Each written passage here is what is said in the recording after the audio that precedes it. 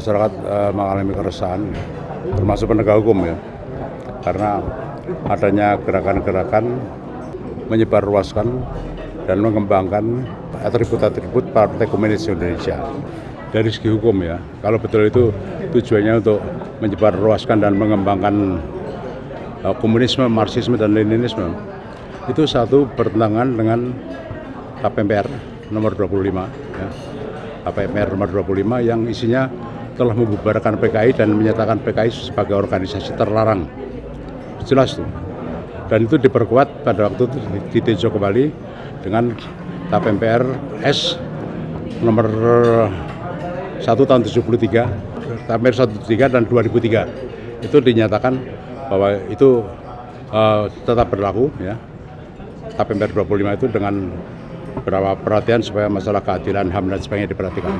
Tapi sebagai organisasi terlarang dan telah dibubarkan itu tidak ada perubahan. Kemudian dalam sejarah waktu G30 PKI meledak ya, itu mengatasinya dengan undang-undang subversi, undang-undang nomor 11 PNPS tahun 63. Undang-undang subversi itu undang-undang yang sangat karet ya, dan sangat gampang diterapkan untuk memberantas yang dikatakan orang-orang yang tidak suka pada pemerintah dan sebagainya. Dan salah satu hasilnya yang ditahan di Pulau Buru itu, sampai orang-orang yang dihukum ya.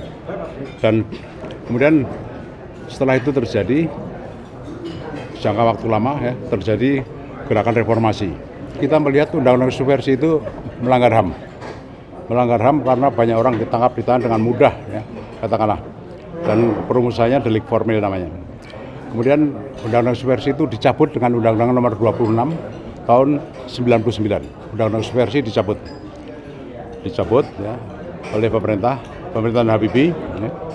Kemudian sebagai penggantinya harus ada, maka keluarlah undang-undang nomor 27 tahun 99 ya.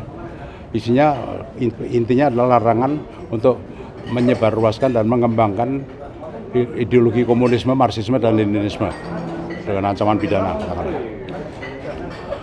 Dan itu dalam RUU KUHP yang baru tetap masuk.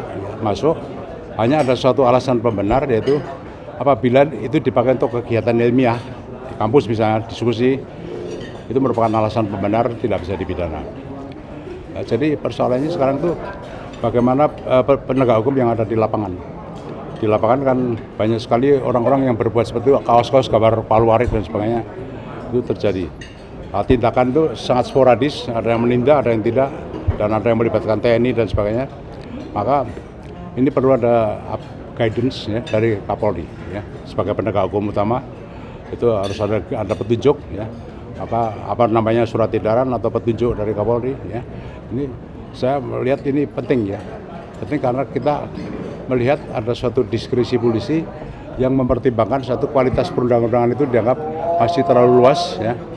Yang kedua, sumber daya manusia masih gamang katakanlah mau menindak. Yang ketiga adalah masalah partisipasi masyarakat. Juga ada yang tahu, ada yang tidak, ada yang setuju, ada yang tidak. Terjadi di medsos, saya kira banyak sekali perdebatan. Nah, maka itu perlu diperhatikan bahwa apa yang disebut Undang-Undang 27 tadi ya, itu merupakan hukum positif. Termasuk KPMPR nomor 25 yang membubarkan PKI dan menyatakan sebagai organisasi terlarang, itu merupakan hukum positif, artinya hukum yang masih berlaku. Tapi kalau itu dilaksanakan, reaksi mengenai HAM sangat keras, karena itu berkaitan dengan kebebasan menyatakan pendapat. Freedom of expression yang diatur dalam pasal 28J Konstitusi dan ICCPR, yaitu Konvensi Internasional tentang Hak Sipil dan Politik yang kita sudah ratifikasi ya. Sehingga orang harus tahu bahwa apa yang disebut kebebasan menyatakan pendapat itu sebagai hak asasi yang boleh dibatasi oleh undang-undang demi keamanan, demi moral, agama dan sebagainya. Itu dalam konstitusi diatur. Maka tidak salah Undang-Undang 27 itu dikeluarkan, tidak bertentangan dengan HAM, karena itu dianggap adalah sebuah bahaya trauma PKI itu luar biasa bagi rakyat Indonesia, sehingga masalah keamanan nasional penting, dan apalagi menyangkut ideologi negara ya. Dan itu partikularistik Indonesia, memang negara ini tidak ada yang mengalami goncangan PKI mulai tahun 48, pemberontakan Madiun, kemudian G30 PKI itu adalah Indonesia. Jadi kalau kita melarang mengatur, ya hak kita sebagai bangsa ini ya, karena kita mengalami trauma politik yang dahsyat, yang luar biasa. Tentu saya mengalami waktu-waktu itu sebagai mahasiswa, saya mahasiswa tingkat 4 waktu itu, semester 7, dan komandan batalion resimen mahasiswa, jadi saya terlibat langsung. Waktu itu resimen mahasiswa diminta bantuan oleh RPKAD untuk melakukan pengamanan dan termasuk penangkapan. Mulai saya di kebagian di Jawa Tengah Utara, mulai Kudus sampai Klaten sampai Pemalang. Tapi saya tidak pernah bunuh orang. Ya. Menangkapi, mengamankan, banyak teman-teman sendiri yang harus ditangkap waktu itu. Ya. Yang ke Pulau Buru juga banyak. Ya. Jadi Pulau Buru itu suatu ekses. Orang ditangkap, di Undang-Undang Subversi itu ada ketentuan, orang bisa ditangkap ditahan 1 tahun tanpa proses. Di Pulau Buru itu malah ada yang 10 tahun tanpa proses. Ya. Itu kalau mau minta maaf bukan pada PKI tidak bisa, kita minta yang salah mereka. Tapi maaf pada korban-korban yang terpaksa jatuh ya karena peristiwa itu. Karena situasinya luar biasa. Untuk mengontrol yang di dunia maya seperti itu gimana? Kan itu terlalu luas dan dengan Menko Infocom bisa. Ya harus diblokir. Tapi harus hati-hati karena ada undang-undang tentang kebebasan menyatakan pendapat, undang-undang pers, ada undang-undang ITE, ada undang-undang sebagainya. Ya, kita harus, kalau saya katakan, kalau menyangkut ideologi kita tidak boleh berspekulasi. Orang gampang karena saudara-saudara ini tidak mengalami PKI kan, masih bayi, lahir aja belum. Saya itu mahasiswa tingkat 4 dan saya komandan batalion resimen mahasiswa di Undip. Turut Kopassus RPKAD untuk mengatasi itu. Ya. Jadi betapa dahsyatnya begitu ya. Karena Nasakom, ada doktrin Nasakom nasionalis, agama dan komunis itu dijadikan satu oleh Bung Karno. Kalau komunis mendapat akses dan organisasinya besar sekali, pemenang ketiga dari pemilu ya, dan sangat agresif dan sangat berbahaya dan ya di kampus isinya berkelahi. Pacaran aja mungkin berpacaran dengan PKI utus. Apalagi mereka menjadikan diktator kering namanya, dan di luar sangat militan, revolusioner. Ya, jadi saya tidak bisa bayangkan kamu tidak akan ada kalau PKI menang. Tidak mungkin kamu lahir. Kalau bapakmu tentara mesti bunuh.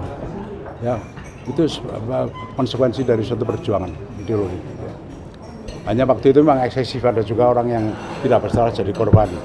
Jadi kalau pemerintah minta maaf menurut saya bukan minta maaf pada PKI, tapi minta maaf pada korban-korban yang jatuh ya karena tidak bersalah.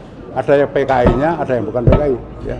HAM itu universal, ya, indivisible, tidak bisa dipilah-pilah, dan disebut sebagai inalienable, tidak bisa diingkari.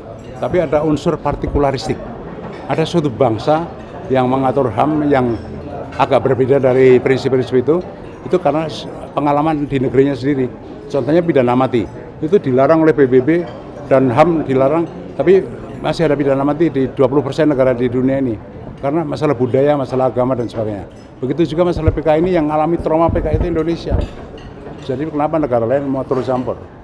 Ya, hanya ngaturnya memang harus sesuai dengan standar HAM. Ya, harus tajam, tegas dan betul-betul memperhatikan. Tapi masalah alasan ilmiah itu tidak ada masalah. Ya.